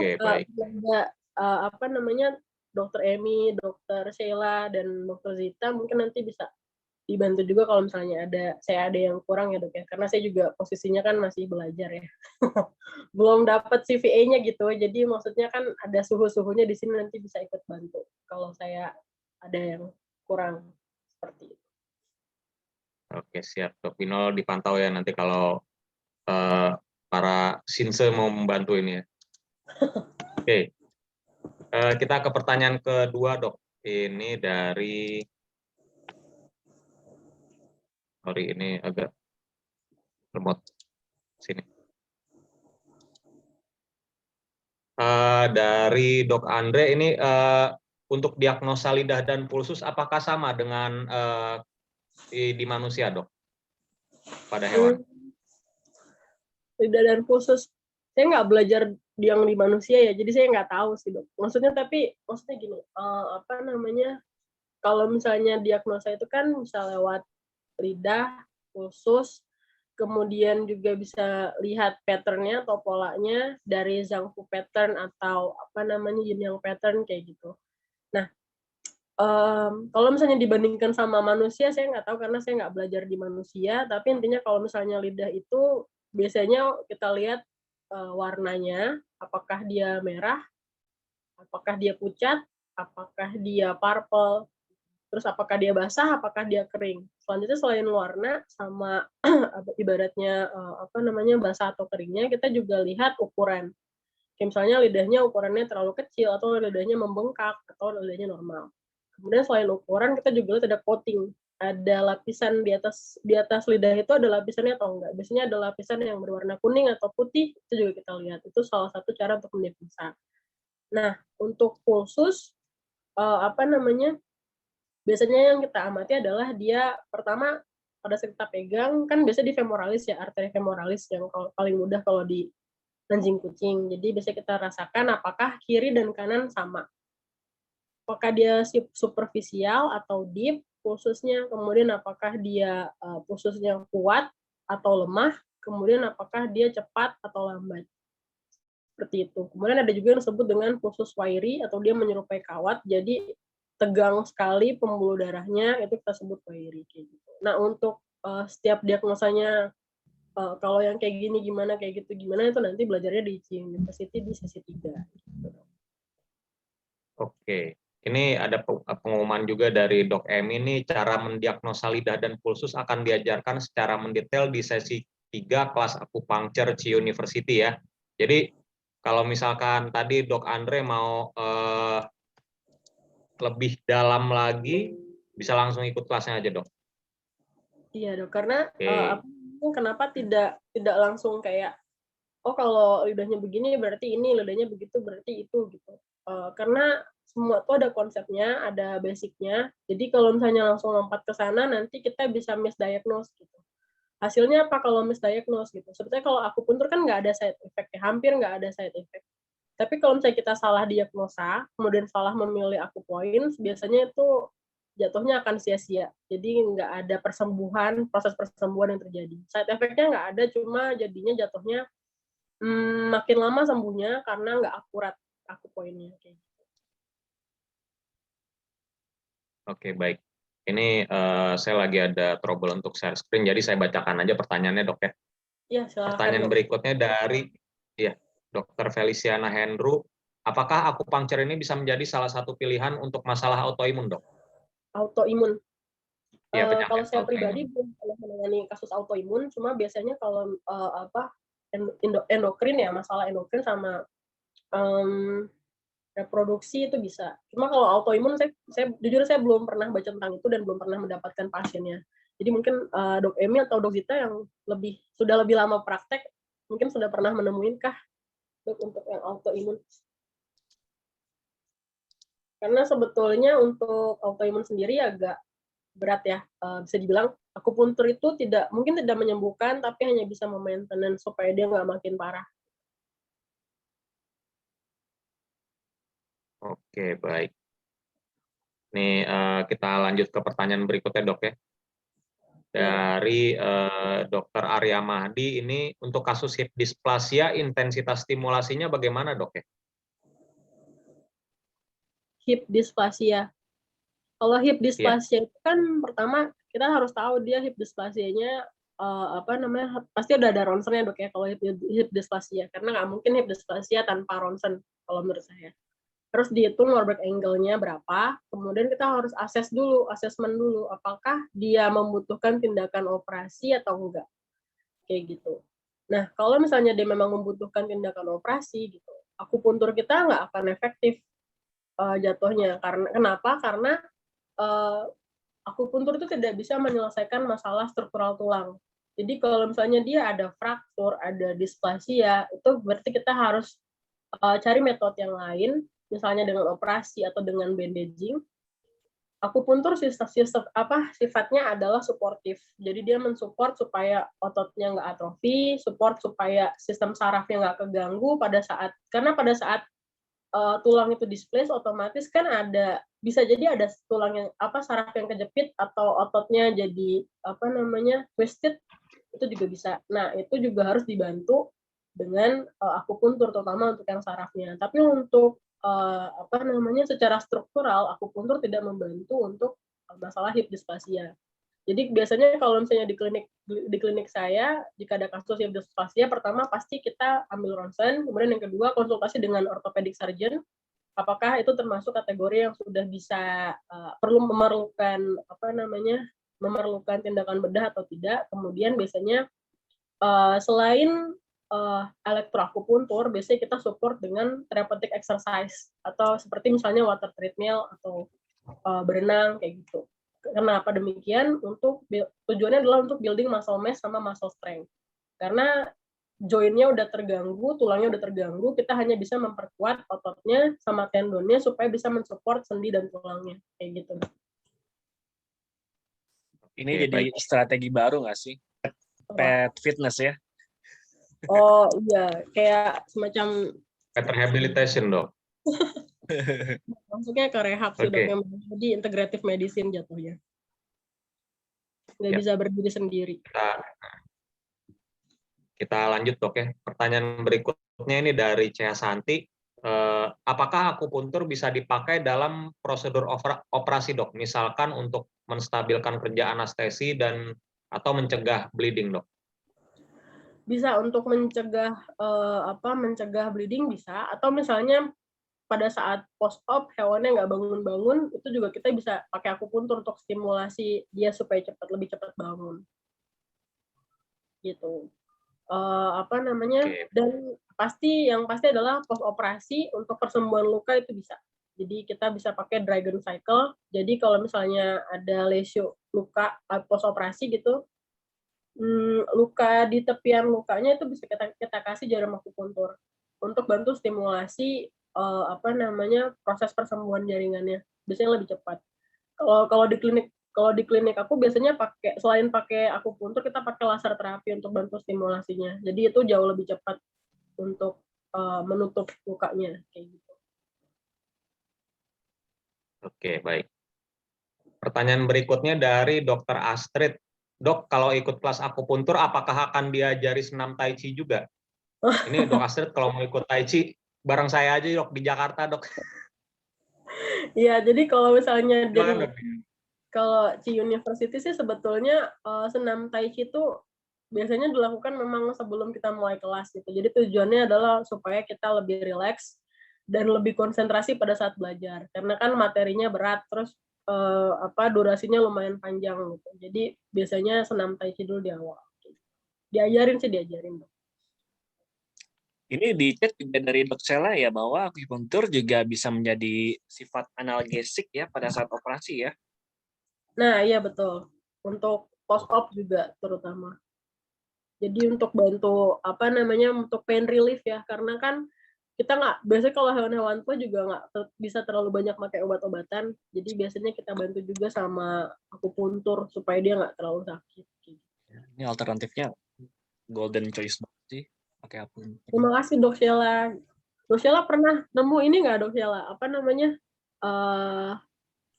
Yang autoimun tadi Dok Sheila? Boleh tuh, keren tuh. Nanti Coba ya. jawab ya. Dok Sheila. Konferen. Ya nih, aku Astu Amir dulu nih. Dok Ayo, Dok Sheila, join. Nah. Malam, Dok. Kalau saya sih autoimun biasanya waktu mungkin ada beberapa kasus kayak immune mediated thrombocytopenia atau immune mediated hemolytic anemia. Nah, biasanya akupuntur itu termasuk untuk membantu ya. Maksudnya supportive terapi kalau di immune mediated thrombocytopenia supaya dia membantu untuk stop bleeding. Kemudian kalau untuk hemolytic anemia biasanya juga untuk bantu naikin imunnya, tapi biasanya nggak cuman akupunktur aja ya. Jadi kita combine juga dengan Chinese herbal therapy. Nah, itu bisa memakai beberapa macam herbal juga. Terus untuk akupunktur enaknya seperti misalkan ya anjingnya punya ITP, terus dia juga punya gagal ginjal, atau misalkan dia punya problem ginjal juga, atau dia kalau dikasih steroid tiba-tiba dia juga mengalami gastrointestinal problem. Jadi akupunktur juga sangat membantu sih. Karena akupunktur tidak mempunyai side effect seperti steroid. Wow. Kayak gitu, Dok. Terima kasih Dok Sheila. Ya, Oke, baik. sama-sama. Thank you, Dok Sheila, atas tambahannya. Kemudian ini kita lanjut dulu pertanyaan berikutnya dari Gresita Wanda. Apakah akupuntur bisa menjadi salah satu pilihan terapi dengan kondisi pasien masalah liver yang gejala klinisnya muntah, nafsu makan menurun, dan refleks menelannya jelek, Dok? Bisa Dok. Ya, karena kan itu sebetulnya internal medicine semua dok ya. Nah akupuntur tuh biasanya memang banyak, maksudnya bagus digunakan untuk ibaratnya untuk hewan-hewan yang sakit tergantung usia ya. Tapi biasanya segala usia tuh bisa ditangani dengan akupuntur. Tapi biasanya kalau misalnya hewan-hewan itu udah tua, kan mereka udah mulai mengurangi konsumsi obat tuh. Nah biasanya akupuntur jauh lebih efektif ditambah sama herbal untuk apa namanya owner pun juga biasanya mereka lebih pilih sesuatu yang sifatnya non invasif karena mereka udah tua, metabolisme lebih lambat, kerusakan organ mulai terjadi, jadi biasanya akupuntur sama herbal itu kombinasi yang paling optimal untuk kondisi hewan-hewan seperti itu. Jawabannya bisa dok. Oke, baik. Kita ke pertanyaan berikutnya dari Dok Santri. Ini menurut dokter kira-kira masa depan akupuntur di dunia medis ini seperti apa dok? Kemudian apakah bisa kita menggunakan akupuntur ini digunakan secara tunggal dan tidak dikombinasi dengan teknik pengobatan lainnya? Kemudian kalau kita pakai tunggal efektivitasnya bagaimana dok? Oke, baik terima kasih dok. Jadi sebetulnya akupuntur itu kan salah satu modalitis yang udah lama. Ibaratnya dari 4.000 tahun yang lalu tuh udah ada, sudah dikembangkan di Cina awalnya. Nah, sementara untuk yang selama ini kita pelajari di sekolah itu kan Western conventional medicine gitu. Jadi kalau saya pribadi, kalau misalnya boleh berpendapat, itu bagusnya sih dikombinasikan dok ya, karena yang itu tadi, maksudnya di Western medicine punya limitasi, di Eastern medicine juga punya limitasi kayak gitu. Jadi akupuntur pun juga tidak bisa menyelesaikan. Kayak tadi misalnya contohnya hip dysplasia, nggak bisa menyelesaikan kasus hip dysplasia kalau misalnya dia memang displace-nya udah jauh banget dan memang butuh operasi misalnya FAO gitu. Tapi misalnya akupuntur bisa mensupport dia supaya inervasi sarafnya tetap oke, jadi nggak ada atrofi otot, kemudian bisa dikombin juga sama yang lain gitu. Nah, kalau misalnya untuk kedepannya, kalau menurut saya sih peluang untuk kita ibaratnya memberikan servis akupuntur di klinik itu sangat besar dok. Karena kalau misalnya kita lihat trennya, kan mulai banyak owner yang makin aware ya sama penggunaan obat-obatan dan side effect-nya kayak gitu. Jadi kalau misalnya mereka lebih prefer segala sesuatu yang bersifat natural, kemudian non-invasif atau less invasif, itu akupuntur bisa jadi opsi yang ibaratnya optimal buat mereka. Nah, satu lagi kelebihan akupuntur adalah modalnya cuma jarum sama kapas alkohol. Jadi apa namanya, itu juga alasan kenapa saya belajar akupuntur gitu. Jadi kita bisa nolong banyak orang sekalipun yang mereka kesulitan secara finansial gitu. Karena kan nggak semua orang mungkin bisa akses obat-obatan yang mahal atau misalnya butuh fisioterapi kayak gitu. Tapi kalau misalnya dengan akupuntur kita bisa lakukan banyak hal dan modalnya cukup murah untuk dokter hewan ya. Jadi kita bisa bantu lebih banyak. Jadi peluang ini berarti iya, jadi ilmunya mahal tapi modal prakteknya murah gitu. Prospeknya modalnya berarti ya. Kan modalnya jarum sama kapas alkohol pasti ada lah. Ya berarti ini nanti akan akan sangat mungkin untuk dikombinasikan dok ya, karena ilmu terus berkembang dan makin dilirik juga akupuntur ini ya. Ya betul dok. Dan bagusnya sih memang dikombin ya, jadi contohnya integratif medicine. Oke. Ini berikutnya ada pertanyaan dari Sylvia Kamil, ini mahasiswa FKH Unut. Apakah bisa akupuntur ini untuk hewan pasca stroke, misalkan pada anjing atau kucing untuk pemulihan supaya recovery-nya lebih cepat, dok? Pasca stroke bisa, karena kan stroke salah satu neurological problem dok ya. Jadi biasanya untuk yang hewan-hewan yang post stroke, opsi terapinya itu 1 akupuntur, 2 herbal untuk cegah, terutama kalau misalnya dia punya seizure atau epilepsi ya, biasanya kan kadang terjadi juga. Kemudian akupuntur, herbal, sama fisioterapi. Kalau misalnya dia mengalami kesulitan berjalan, jadi kita bisa kasih proprioceptive training untuk bantu latih memulihkan proprioception yang ada di kaki dan sendi. Terus untuk building muscle mass sama muscle strength itu tadi water treadmill atau berenang misalnya. Jadi sangat bisa untuk akupuntur karena itu salah satu keunggulan akupuntur adalah itu tadi untuk bantu solve neurological problem. Oke, berarti balik lagi ke integrated medicine, Dok ya? Iya, karena karena saya bukan murni akupunkturis, jadi karena saya belajar Western medicine kayaknya lebih lama gitu. Sampai lebih lama dibandingkan yang Eastern, jadi saya lebih suka untuk mengcombine keduanya supaya nggak sia-sia ilmunya, Dok. Kan kita 6 tahun belajar dokter hewan ya, masa 6 tahun Eastern, Dok ya? Western 6 tahun ya? 6 tahun dokter hewannya doang gitu, belum sampai S3-nya. Atau dokter hewan aja lah sampai 6 tahun gitu. 5,5 sampai 6. Jadi sayang ilmunya kalau nggak dimanfaatin. Tetap dipakai Western medicine-nya. Oke, baik. Kita lanjut ke pertanyaan berikutnya dari Dr. Lia. Ini pertanyaannya, semisal ada kasus diare, kemudian kita mau mencoba di titik GV1, disarankan berapa kali terapi dan berapa lama, Dok, untuk nusuknya itu, Dok? Kemudian untuk ukuran jarumnya sendiri, bagaimana cara kita menentukannya, Dok? Oh, untuk jarumnya pakai jarum akupuntur ya, Dok? Bukan jarum yang 26G atau apalagi 18G. Jarum pentul ya.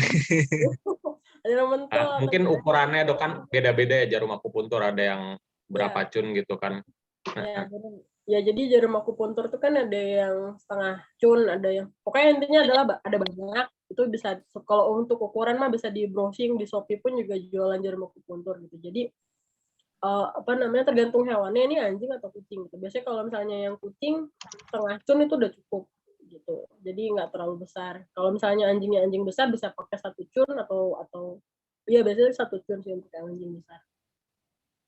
Kayak gitu, Dok. Nah, untuk durasinya biasanya kalau untuk yang dry needle tergantung keparahannya. Jadi kalau misalnya memang parah banget itu bisa sampai 30 menit. Tapi kalau misalnya rentang normalnya sih biasanya untuk dry needle 10 sampai 15 menit gitu. Itu bisa dilakukan setiap hari sih sebetulnya, nggak masalah. Atau seminggu, atau misalnya kalau hewan dirawat inap ya bisa 2 hari sekali atau setiap hari, itu nggak masalah. Tapi kalau misalnya dia bolak-balik itu terus ada masalah kendala dari waktu, owner yang bisa nganterin ke klinik, setidaknya untuk initial treatment akupuntur biasanya 2 sampai 3 kali seminggu. Oke, ini tadi kan disebutkan bisa sampai tiap hari, Dok ya. Bisa nggak akan terjadi kita kayak semacam overdosis gitu, Dok? Jadi terlalu sering gitu. Overdosis sih enggak sih, Dok. Jadi maksudnya setiap hari nih, tapi kalau udah sembuh berhenti gitu, Dok. Jangan udah sembuh tetap ditusukin juga. Ini ya kalau udah berhenti diare udah berhenti berarti akupunturnya. Nah, untuk overdosis sebetulnya sih nggak ada sih, Dok. Cuma jatuhnya ya buat apa gitu dilakuin akupuntur kalau nggak ada yang sakit kayak gitu. Oh, jadi sekadar buang waktu, Dok ya? Gitu Iya, ya? karena kan harus diawasin, Dok. Karena kan hewan itu kan selama 10 sampai 15 menit itu kan nggak bisa ditinggal, tetap harus ada yang ngejagain kan. Karena kadang suka ada yang usil gigit-gigit jarumnya, takutnya ketelan dan lain sebagainya, atau jarumnya copot, jadinya nanti malah nggak efektif gitu. Di timerin 15 menit ternyata jarumnya di menit ketiga udah lepas karena digaruk-garuk sama dia. Jadi harus diawasin selama 10 sampai 15 menit. Iya, jadi supaya kasus akupuntur ini nggak berubah jadi kasus bedah, Dok ya, karena jarumnya ketelan ya. Iya, betul, Dok. Oke, ini pertanyaan terakhir dari Yudi Jurnalis. Apakah ada efek samping dari terapi akupuntur ini, Dok? Seperti misalkan ada reaksi di kulit, infeksi maupun tetanus gitu. Oh iya, itu kayaknya udah dijawab tuh sama Dok Natalia. Kayak sebetulnya sih kalau misalnya efek samping itu nggak ada, Dok. Yang ada maksudnya bukan karena jarum akupunturnya, tapi biasanya karena tekniknya kita mungkin nggak steril gitu. Jadi pada saat kita mau nusuk akupuntur, rambutnya lagi kotor, kena ada tanah atau ada feses atau ada urin yang ada nempel di rambutnya. atau kita nggak pakai kapas alkohol, itu kan juga berpotensi menimbulkan infeksi di kulit karena kita menusukkan ibaratnya meskipun itu jarum akupunktur tetap kan benda asing, meskipun ukurannya sangat kecil, tapi tetap aja kalau tekniknya nggak steril itu bisa menyebabkan ibaratnya efek samping, bukan karena akupunturnya tapi karena teknik kitanya yang nggak steril, dokternya yang kurang higienis. Berarti selama kita tetap melakukan secara lega artis ini nggak ada efek sampingnya, Dok ya? Iya, Dok, betul. Oke, baik. Ini ada pertanyaan baru muncul dari Dok Heri Setiawan. Pertanyaannya, untuk di tempat praktek dokter sendiri itu lebih sering hanya tusuk jarum saja atau dikombinasikan dengan elektroakupuntur, Dok? Kemudian terkait dengan terapi laser sendiri, bagaimana menurut dokter perkembangannya untuk saat ini, Dok? Ya, jadi kalau untuk penggunaan ibaratnya yang tadi saya sebut stimulating metode-nya itu beda-beda. Kan kalau ibaratnya klasikalnya atau originnya kan dia dry needle.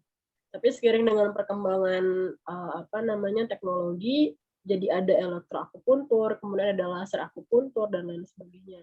Nah, kalau misalnya untuk kasus-kasus paralisis atau kelumpuhan gitu misalnya, itu lebih bagus distimulasi dengan elektroakupuntur.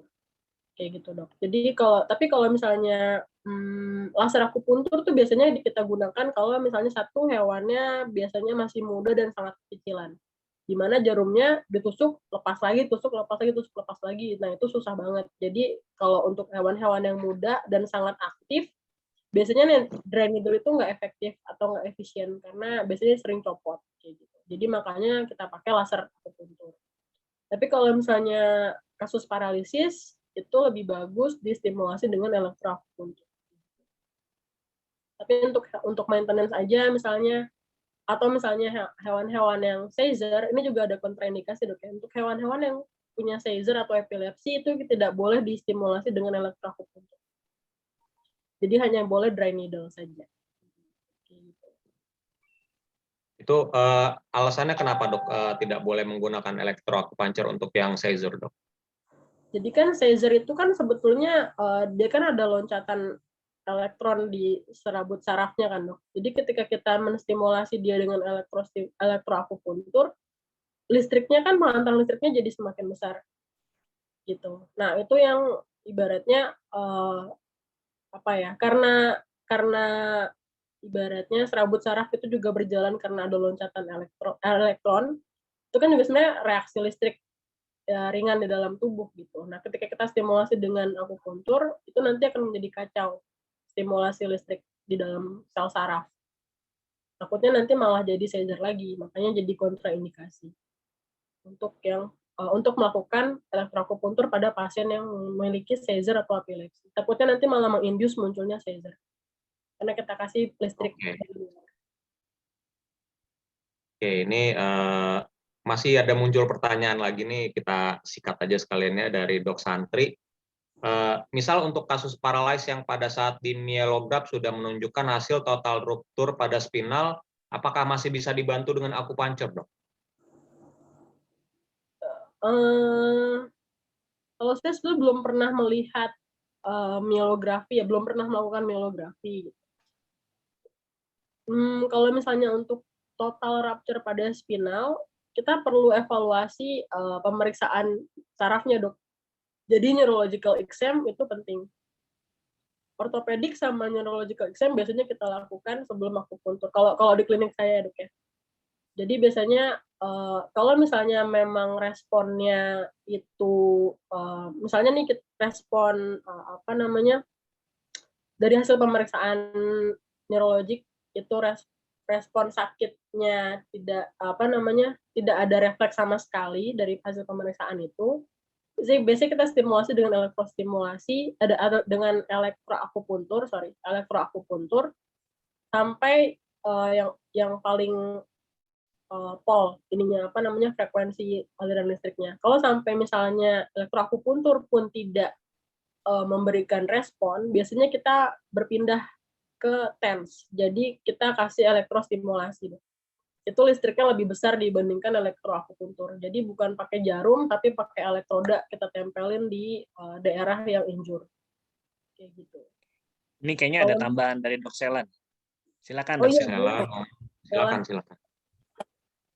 Hampir sama sih kayak Dok Frisky. Jadi kalau kita mengevaluasi yang neurologi problem, biasanya kita nggak bisa cuma lihat dari hasil X-ray atau misalkan dari hasil myelogramnya, tapi kita juga harus melakukan neurologi examnya. Jadi kayak Dokter Frisky bilang, ya kita cek refleks deepennya masih ada atau enggak, atau kita cek panniculus refleksnya masih ada atau enggak.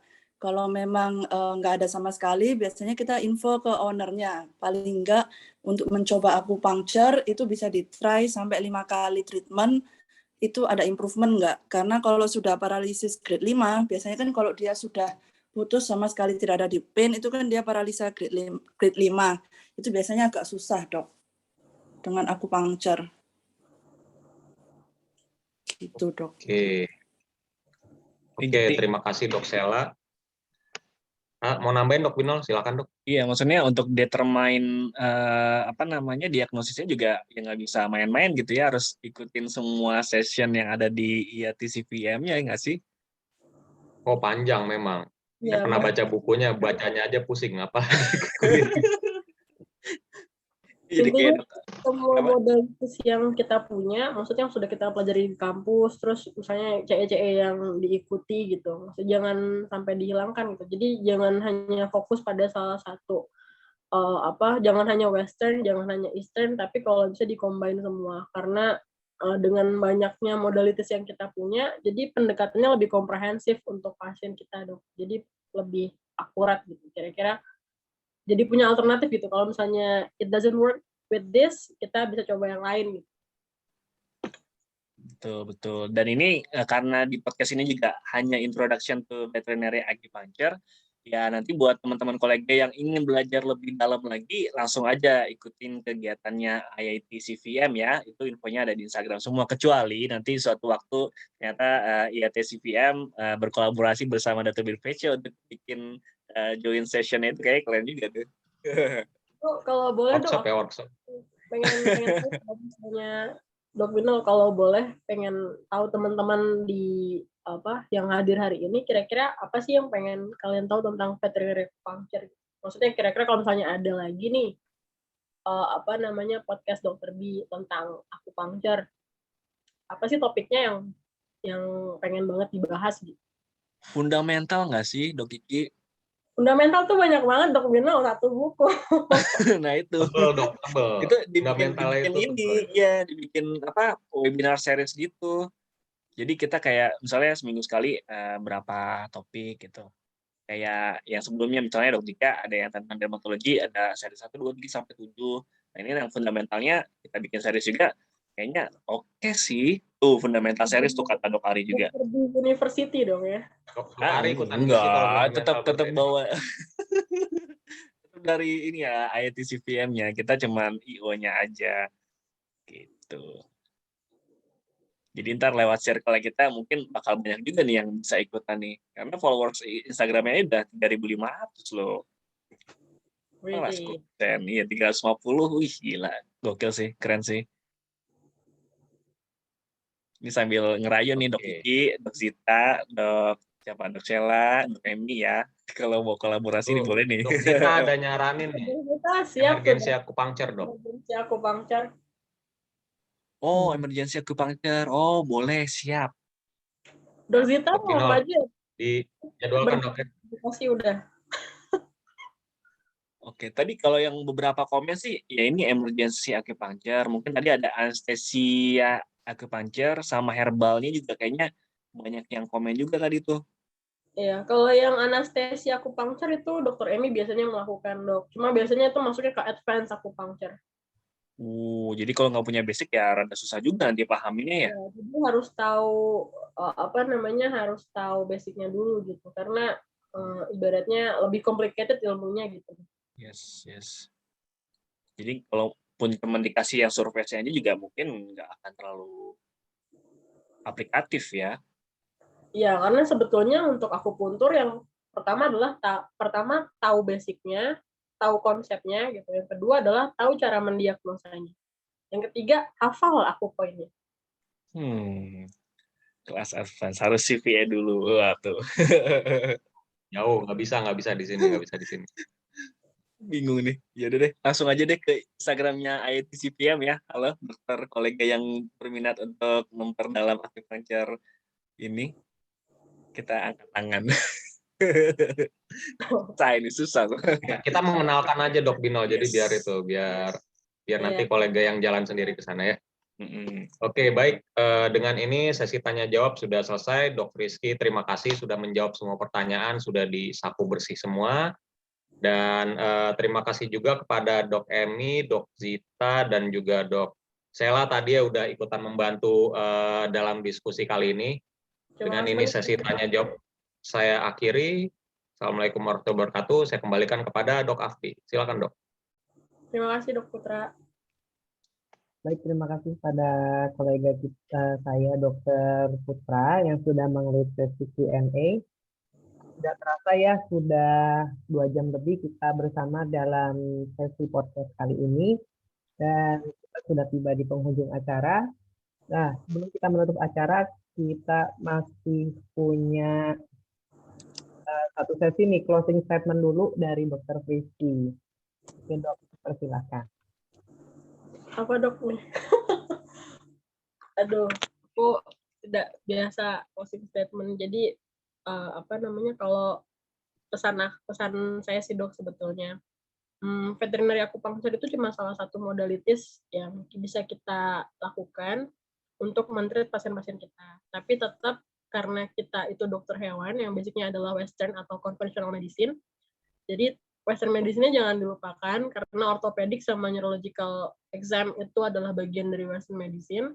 Dan untuk teman-teman yang tertarik sama akupuntur untuk hewan, kalau menurut saran saya sih belajarnya dari tempat yang memang apalagi kalau misalnya kalian ingin mengambil CPA itu benar-benar dari 4 tempat yang tadi, entah dari IFAS, dari C University, atau dari Core Care Vet, atau dari CIVT gitu. Jadi kalau misalnya kalian mendapatkan CPA dari 4 organisasi yang diakui oleh WAT-CPM, kalian gelar CPA-nya akan diakui seluruh dunia. Jadi kalian bisa praktek akupuntur dimanapun kalian praktek, di negara manapun. Jadi kalau misalnya teman-teman yang pengen go internasional, nah itu bisa banget tuh dapat CPA-nya dari salah satu dari 4 institusi itu, dan kalian bisa praktek. Karena biasanya akupunturis vet yang bisa akupuntur itu gajinya lebih besar dibandingkan general practitioner kayak gitu. Jadi ya lumayan lah nambah aset. Cuan. Seperti itu. Dan worth it banget karena modalnya sedikit tapi bisa bantu banyak hewan. Oke, terima kasih Dr. Frisky, dan kita punya kenang-kenangan ini untuk Dr. Frisky. Sertifikat apresiasi kepada Dr. Hewan Frisky Amelia sebagai narasumber pada podcast number 61 Introduction to Veterinary Acupuncture. Terima kasih Dok. Besok kita kirim ya Dok ya sertifikat. Iya, terima kasih Dok. Tuh langsung ada yang mau ikutan tuh. Dok Kiki, Dok Zita, Dok Emi, Dok Sheila, ini Dr. Heri Setiawan tertarik untuk memperdalam lebih lanjut, langsung di DM aja tuh. Dapat. Yes. Iya, silahkan Dok, silahkan bergabung. Kita diskusi bersama. Oke. Baik, kolega, terima kasih yang sudah setia. Masih di atas 100 loh ini partisipan, jadi benar-benar antusiasme mengenai PCVM ini, veterinary acupuncture ini sangat besar ya. Mudah-mudahan suksesornya Dr. Frisky ini makin banyak lagi, dan dari Dr. B The Vet Show dapat infonya ya. Mudah-mudahan memperdalam dan makin banyak yang per-certified CPA di Indonesia. Amin. Oke, dengan ini, dengan berakhirnya sesi closing statement dari Dr. Frisky, maka berakhir sudah sesi podcast kita pada malam hari ini. Saya mengucapkan terima kasih pada Dr. Friski yang sudah menjadi narasumber dan terima kasih juga kepada semua kolega yang sudah hadir pada podcast kali ini, terus juga kepada Dr. Zita, Dr. Emi, dan Dr. Sheila yang ikut berdiskusi. Dan saya juga mengucapkan terima kasih kepada Asosiasi Dokter Hewan Pengobatan Tradisional Cina Indonesia yang sudah berkolaborasi dengan Dr. Wido Pet Show untuk menyelenggarakan podcast ini. Lalu podcast juga disponsori oleh PT Elanco Animal Health Indonesia dan PT Mulia Karya Vet Pertama. Di follow Instagramnya dan dibeli produknya ya, kolega ya. Dan juga supporter-supporter kita, Kirana Vet Medica, Arin Pet Center, Greenpo Veterinary Clinic, Halo Vet Ari, dan K1 Animal Care. Oke, sudah mau jam 11 ya. Apa mau lanjut sampai sahur nih? Gas, ini Dok Zita kali suruh ngomong ya. Sampai sahur ya. Kayaknya mah udah mau istirahat ya. Baik dok, dokter semua, terima kasih atas atensinya dan kehadirannya pada podcast kali ini dan sampai ketemu di podcast-podcast selanjutnya yang tidak kalah seru dan menarik. Dan Minggu depan Dok Afdi, minggu depan ada apa nih dok? insya Allah kita akan belajar tentang manajemen beternak kambing dan domba.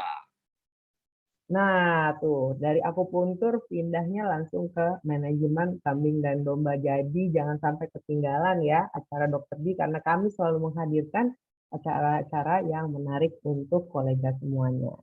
Oke, terima kasih dan selalu sehat dan selamat menunaikan ibadah puasa. Dan wassalamualaikum warahmatullahi wabarakatuh.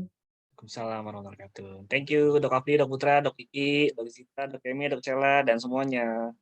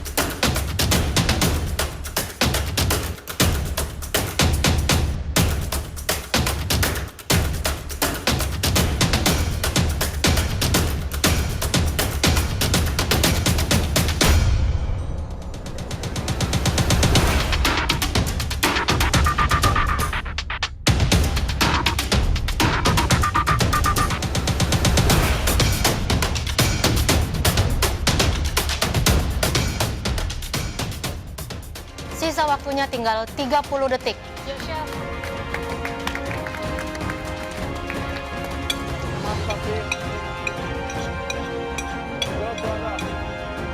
10, 9, 8, 7, 6, 5, 4, 3, 2, 1, start.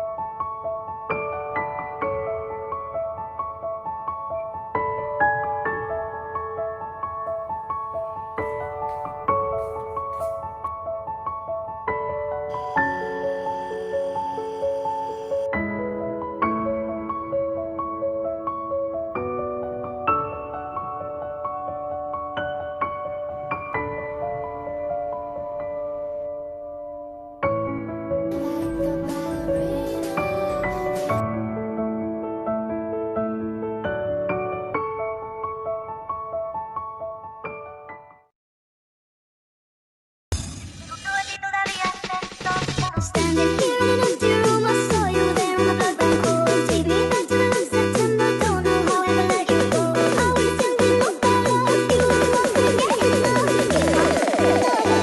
Don't know how I ever let you go. I know another place and only you. Kali ini akan menjadi tempat yang stressable, di mana orang-orang yang punya hewan-hewan binatang